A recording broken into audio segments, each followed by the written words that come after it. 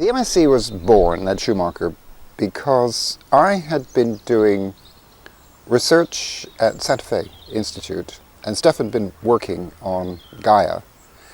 And we realized that what we needed to get was a way of doing science that was not interdisciplinary, but transdisciplinary. That is, to put everything together in a single coherent package. And that was our challenge. What we needed to do was to balance the traditional aspects of science, which are analytical and which involve mathematics and scientific study, field studies, with the experiential. And that was the novel bit of the MSc in holistic science.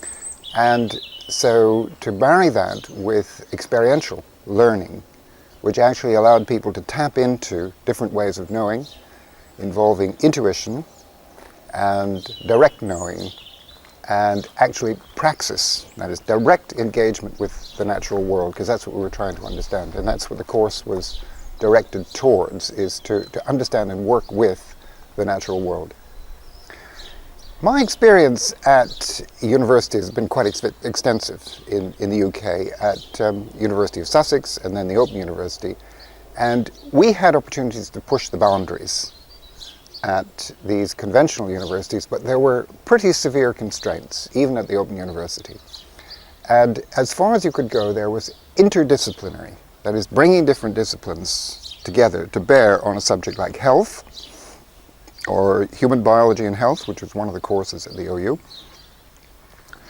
But we could not actually go transdisciplinary, that is, abolishing the distinctions between the disciplines, because that's the traditional foundation of universities, is to say these are the disciplines and here are our regions of speciality. And the other thing that was a no-go area was experiential learning. So there were two factors that prevented me anyway, from realizing this vision that wasn't clear to me. I mean, I didn't really know what we were getting into when we came to Schumacher, but I knew there was somewhere to go, and this was an opportunity to explore it. It's very interesting that people come here on the holistic science course primarily when they're already in transition from one way of doing things to another. So the experience they get here is a validation of the process of change, moving from, let's say, a more traditional way of doing science or engaging with the world, or even a form of activism that doesn't give you time to think and develop a conceptual, coherent view of the world that validates the activism. So the opportunity then is to put together a coherent, what we like to think of as a coherent conceptual view of the world that grows out of modern science and which is relevant to wherever people want to take it. Because the curriculum is not a curriculum that equips you with specific skills, but a way of being in the world that allows you to develop in the way you want to develop. We do have a lot of guest teachers who come on the MSc to teach for various periods of time, from really a week down to a couple of days, and sometimes even just one day. And their contribution to the course is absolutely essential, because they bring skills and abilities and insights and experience that we don't have. And at the beginning, there were two crucial components that we had with guest teaching. One was Goethian science, which is experiential engagement with the natural world. And the other was a spectrum on philosophy that's relevant to holistic science.